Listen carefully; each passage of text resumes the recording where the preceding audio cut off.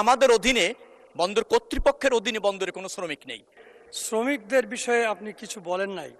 আর সেখানে 5,000 শ্রমিক, তারা মানবেতর জীবনযাপন করছে, তাদেরকে শোষণ করা হচ্ছে, নির্যাতিত হচ্ছে, তাদের জন্য একটা সুষ্ঠু ব্যবস্থাপনা প্রয়োজন। তাছাড়াও এখানে কোনো হাসপাতাল নেই। একটি হাসপাতাল অবিলম্বে জরুরি।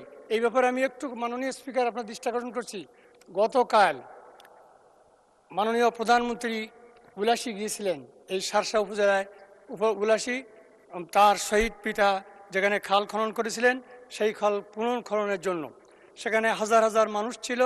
সেখানে এই সাধারণ মানুষ এই দাবি করেছিল।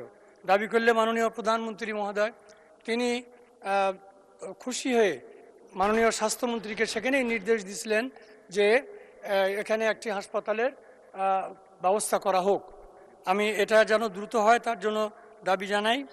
আর শ্রমিকদের, বিশেষ করে শ্রমিকদের বিষয়টা নজর দেওয়ার জন্য আপনাকে আমি বিশেষ অনুরোধ করব। আপনি এই হাসপাতালের জন্য গত 18, 19, 20 3 দিন মহিলাদের, পুরুষদের এবং শিশুদের মানে মিছিল হয়েছে, মানববন্ধন হয়েছে। 19 তারিখে আমি মাননীয় স্বাস্থ্যমন্ত্রী মহোদয়কে একটি দরখাস্ত দিয়েছি। এই ব্যাপারে এখনো আমরা কোনো কথা শুনি নাই। ধন্যবাদ মাননীয় স্পিকার। মাননীয় সংসদ সদস্য, আপনি যে প্রস্তাবনা দিয়েছেন একটি হাসপাতাল নির্মাণের, সেটি আমরা বিবেচনায় নিব এবং স্বাস্থ্য মন্ত্রণালয়ের সাথে এই বিষয়ে কথা বলবো। শ্রমিকদের মান উন্নয়নের যে প্রস্তাবনা আপনি দিয়েছেন সেটা আমাদেরও প্রস্তাবনা, আমাদেরও চাহিদা এবং আমাদেরও প্রত্যাশা। কিন্তু বন্দরে যে সমস্ত শ্রমিকরা আছে তারা সাধারণত বন্দর যারা ইজারা নেন বা পরিচালনা করেন তাদের আওতাভুক্ত।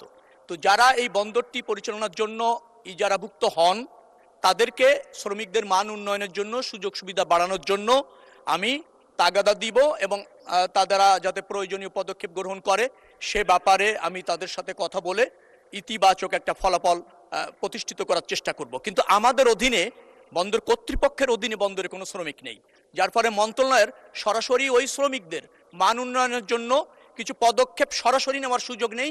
ইজারাদার প্রতিষ্ঠান যারা আছে তাদের সাথে আলোচনা করে আরও সুযোগ সুবিধা কিভাবে বৃদ্ধি করা যায় সে ব্যাপারে আমি প্রয়োজনীয় পদক্ষেপ গ্রহণ করব।